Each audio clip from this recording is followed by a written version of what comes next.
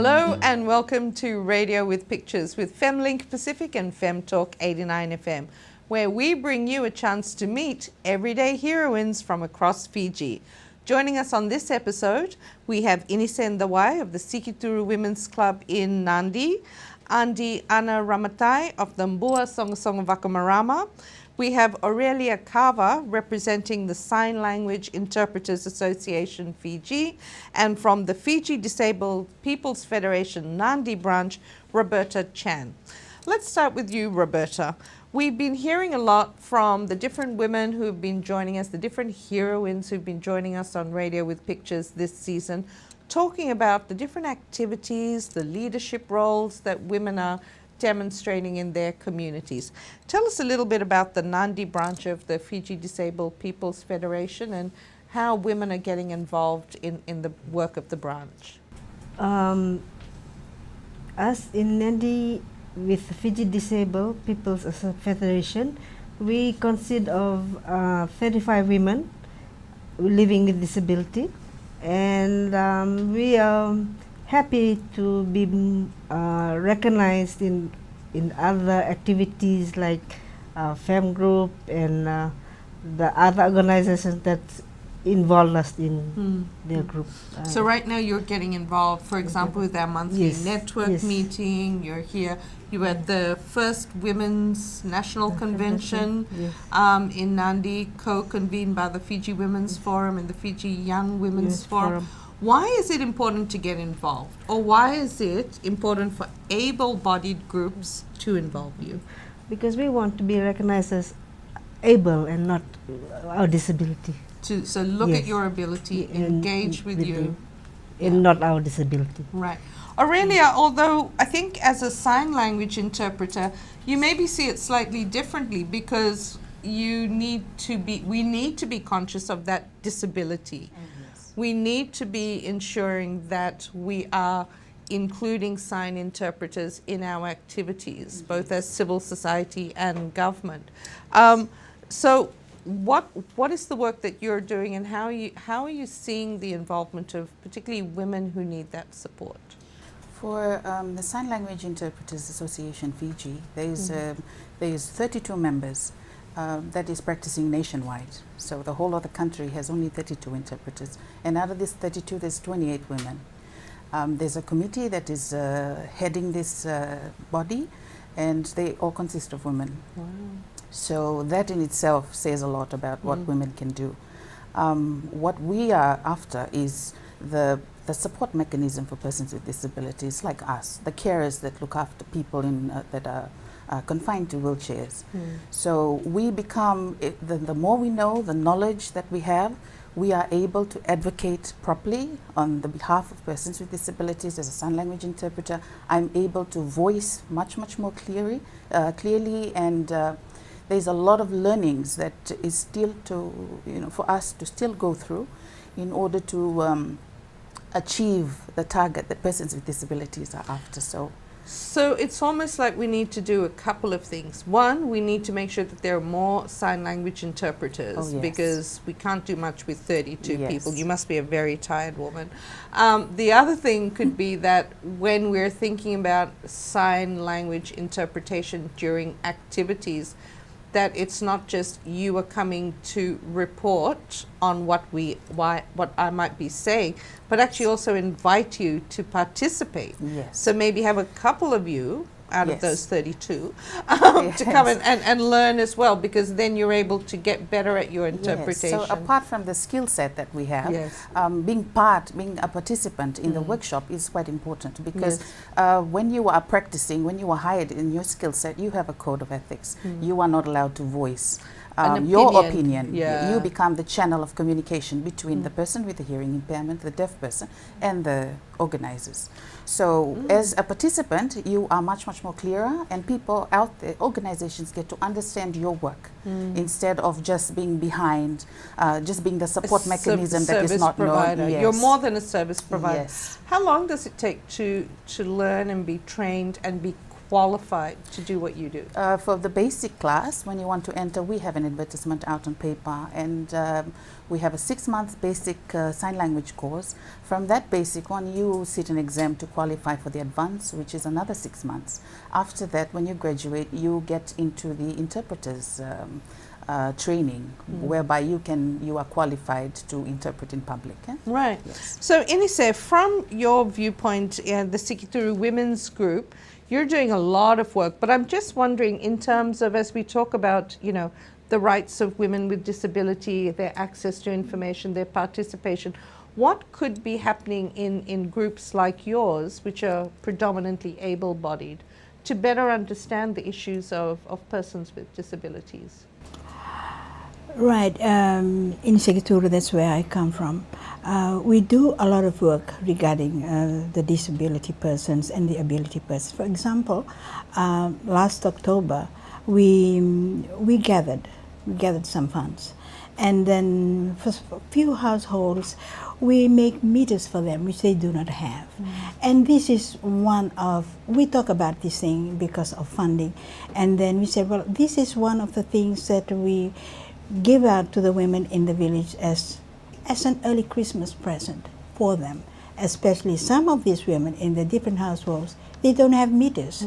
So this one of the things that we feel that one of them is included, one of the disabled persons is included in this thing that we provide the meter for. So this you're is one, doing your community service to support this like women with the disabled person. For example, we have one in the village. So as I said, it's an early Christmas present for them. Lovely. Auntie Anna, you're a retired teacher, and I'm just wondering very quickly, what do we need to do within the school system also to better understand and to become more inclusive of children with disability? With the current curriculum that they have within the education at the time, that this disability or these children are left in another school, and that they are not included with the other children that they are able to do well. And with me looking at the rural areas that where I come from, most of these children are sent to Lambasa, where they have these schools, special schools, where they're trained. Or some of the rural areas, the remote areas, these children are left there. They are not educated, so they are left there. And it's very sad when we come around during our visit district meetings, we come around villages, we look at these children, they are supposed to be in the classroom, they are in there in the village. Okay, we'll continue the conversation with these everyday heroines on Radio with Pictures after the break.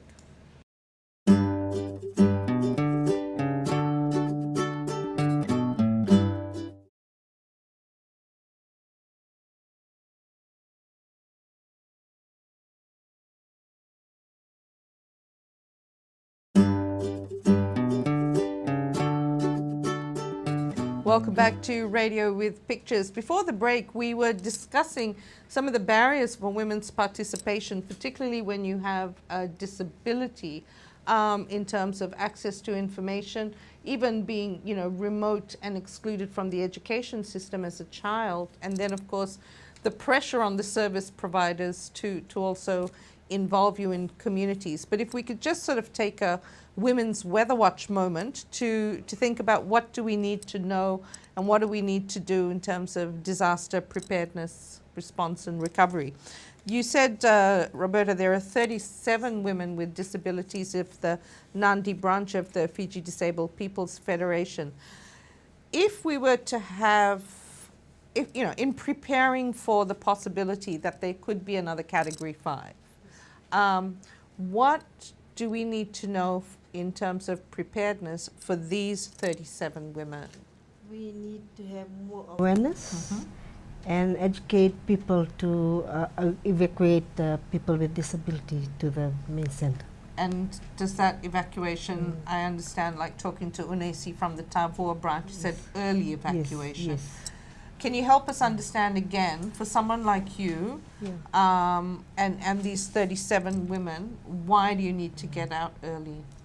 Because some of us, we are hearing impaired, some of us are blind, and some of us have not capable of doing their own things. But for example, the double amputees. Right, so they're So in a wheelchair. Yeah. Yeah. So it takes time to evacuate them. Yes. In addition to the physical evacuation, is there a need also to think about the kind of medicine and other support services that might yes, be needed? Yes, we need to ask maybe the government or social welfare or whoever supporting, donating or donors to give us a little bit of fundings to get our medical supplies or because they're very different from what what- able-bodied can people do, need. yeah. I mean, Orelia, I'm just wondering that if there are only 32 of you, Yeah. and there are bound to be more than 32 evacuation centers, how do we get information to the hearing impaired at times of, you know, in the evacuation centers? How do we get that information to them in preparedness, in the response and recovery stage? I guess it's all about understanding the depth of the disability that a person has. Like, no two disability is the same. No two people are the same. They could be both sitting in a wheelchair, but their disability is not the same. So I would like to encourage the involvement of the support mechanism, the support system, the people that are supporting persons with disabilities to be involved in the pre-training. Like when there's, because when disaster strikes, there's teams that come in to help, to support. So these people are to be trained. They need to have, you know, like with a little group that we have, and then there's this big team that goes out during disaster. This team, they need to be trained. They need to be trained on if there's a sign language interpreter in the team, if there's someone that can come in and teach them on someone with extensive experience on caring for persons that's confined to wheelchairs, get them in to talk, to present on how you evacuate persons with disabilities in times of disaster. So when the team is going out with what they have already, they are equipped with, you know, how to handle persons with disabilities when they come across them. Lanieta from the Fiji Disabled People's Federation head office was speaking in an earlier episode of Radio with Pictures that, I mean, she's talking about representation. And that's clearly why we need persons with disabilities represented on the National Council, as well as in the district and even the local committees, so that they're able to say, this is what's going to be needed. We know how many persons with disabilities are. So data is going to be important as well, because that's the other point she's saying. And knowing, not just saying it's a disabled person, but as you said, what kind of disability, and not just two people in wheelchair, but really take... The support need is totally different from each other. Absolutely. Now, we certainly learn something new every day, don't we, Inise? Right. So when we think about our own lessons learned to TC Winston, but also the number of floods that you get in Nadi town, what is preparedness looking like for you right now? Yeah, that is true. It's a number of years now been highlighting this flooding in Nadi and the system of not enough, the drainage system and all that. But we're doing much. I mean, especially in the women in the village. I mean, as leaders. I mean, we are all leaders. Women are all leaders out there. To me, as a leader, have so many meanings. I can be a president. I can be a treasurer, or I can be or what. But these women needed, I mean, there's more for them to be on awareness program. There's more for them to know their role so they can do better in life, so they can be well prepared, especially when disaster comes. As a leader, as I said, women, they are all leaders in their different, they are all leaders out there. So they need more awareness, they need to be well educated more, even though they are educated, but they need more. They need to learn They more need about to learn the more systems. about the system, so they can do better in the community they live. Right. So it's more to that. But in this journey, yes, we are doing, and we are still doing it. And we'll keep and on we'll doing keep on doing it. Yes, Andiana, what are some of your lessons learned, or what are some of your recommendations based on the lessons learned from TC Winston in preparedness and response, and also in the recovery stage as well? And how do we get women leading in those decision-making processes? With me in Mbua, during TC Winston, just a part of Mbua that was being hit. It was from Nambuwalu right up to Kumbulau that was badly hit. And from the other side of Nambuwalu, from Wairiki down to the other side, Nabakasinga and Lekutu, they were not hit by or badly struck by TC Winston. But when the time came, for TC Winston, I was in Suva. I was not in the village. But what I heard, that they were not ready for TC Winston. They didn't know how devastating it was, how strong it was, because they were asking, what about Hurricane Bibi, Hurricane, whatever hurricanes they've come across? And none of them knew what Category 5 was like. So it's clearly that information communication system, and it's been good to know that with the review of the disaster risk reduction policy, there is a focus on the need to really upscale information communication. Yes. Thank you, Andiana. When we come back, we'll continue the conversation. This time we'll put the spotlight on the 16 Days campaign. Stay with us.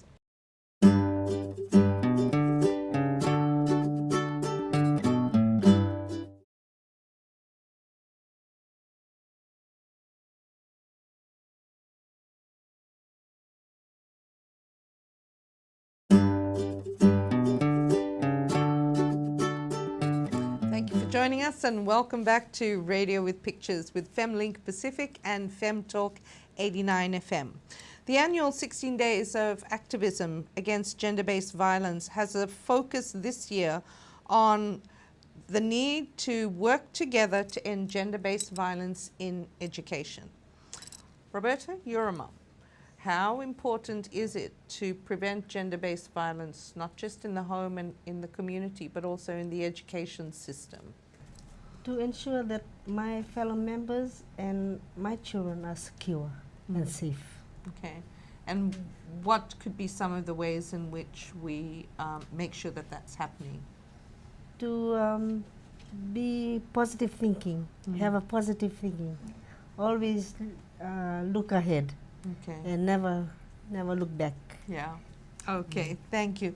Inise, when you think about this theme and you think about the issues that are being discussed through the Sikituru Women's Club, but also, you know, our monthly network meetings in Nadi, we know it's important, but what do we need to do to prevent the gender-based violence, and how can we use education? Education is very important. We all know that. And to prevent gender-based violence, I would say, I need peace in my home. I need that. If I have that in my everyday life, I am sure gender-based violence will not be there. So when we have an education system, which is what we are doing now, and women are educated out there, we educate our children, and all these things, the violence against women will be stopped, because we are in a family or in a community that we know that there is peace there. And we wanted to tell the peace to everybody, to the homes and to the community, that we need peace. So if there is peace everywhere, there won't be any violence. So we need that. What puts peace at risk, though, in the home? What are the root causes of violence? I believe the root causes of violence because there's no education there. But if a person is well educated, I am sure they will know the difference of this. They will know the violence they make, or when they go out of a family, because they do not find peace in that family, or they do not find peace in that family. So if the person is well educated, I am sure this will stop violence from happening. And just to clarify, so when you talk about education, it's not just the reading, writing, arithmetic, it's also educating about issues, educating, a number of people have already said in this season of Radio with Pictures, education to stop discrimination. Yes. Like we have so many platforms, like a platform we are doing now is Family. I am happy, that I am glad that I have this platform, that I know that I can go out and tell the people, the women out there, that this is what we need, and like with family, joint family, which I'm proud of, that I can tell the women, all the men out there, that violence against women is not right. And this is one of the platforms that I learned, this is what's supposed to be done. And I'm thankful for FemLink with that. Thank you. Andiana, you're a retired teacher, so a lot of pressure is on teachers to provide that safe environment, but at the same time, a lot of people are saying in the season of Radio with Pictures, as you just heard, it's got to start at home. It's got to start with changing attitudes, of, even as parents. So what would be your recommendation around preventing gender-based violence using education? Thank you, Sharon. That is one of the topics that is mostly being talked about in villages, in rural areas. It's about the behavior of children nowadays. My belief, what I have experienced with my own children, that education begins in the home. If we educate our children, our daughters and our sons, for our sons to love their daughters, love their mothers, and when these children grow up, they go to preschools, they'll just say that with their fellow schoolmates, they love the male students like they love their brothers, their own brothers. And when they grow up, that will be in them. It's instilled in them. And then when they go up, when they have a family, that boy will love the wife and treat that wife just like He she wants was his sister treated. to be Yes, treated. just like that. Yeah. And into the school system, I've been going around attending the district meetings, and this is one of the issues that has been coming up. Even the schools, the secondary schools, a rep from each secondary schools in the Mbua area, they have been representing that school to the district meeting. And this is one of the things that they have been raising about the children. Some said that it's from the home to the school, but for me, I said it begins at home. Education begins at home. The parents must sit with their children. They have to discipline their children. They have to, in a loving way. Well, you In a build loving peace way. at home, don't you? Yes, It's we- about peace building Yes, in the peace home. building I in mean, the home. discipline is one aspect, but there's also the communication, the information, what you said, education. Yes. Okay, thank you, Andiana. Aurelia, coming back to you though, I mean, when we talk about preventing violence, particularly violence against girls or women with disability, because that's a double discrimination. There's a double danger when it comes to the violence. What do we need to do to make society more aware of, is it ending, I mean, you know, we talk about ending discrimination, but what do we really need to do to make sure those learning spaces are safe? I think it goes back to the root. Like persons with disabilities, they come from a home. So it's very important that the people around them at home are also aware. They need to be educated on how to care for the person that is in their family. And once you instill that in the carers at home, when they come out to the society, they are able to interact and they know their rights and they know their choices and they can make right choices. And I think that it all goes down to the root level, which is from at home. So when you educate their support system, it becomes the impact on the person with a disability is you know, I mean, I'm almost thinking that if you're a parent that happens to have a child born with a disability, to be ready to be educated on what those parenting skills are going to look like, because it's completely different, isn't it?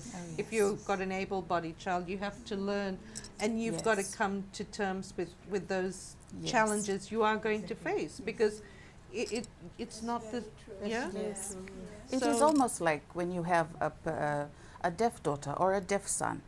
It comes from the parents to go and learn sign language, because that's the only way you can communicate and you can like properly teach your child who you are rearing at home to get out into the community and be viable and be a viable member of the community.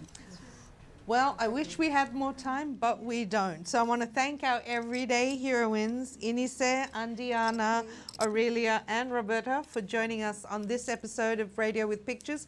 Join the conversation on our Facebook page or via Twitter, and of course, by tuning in to Fem Talk 89 FM. Thanks for your company.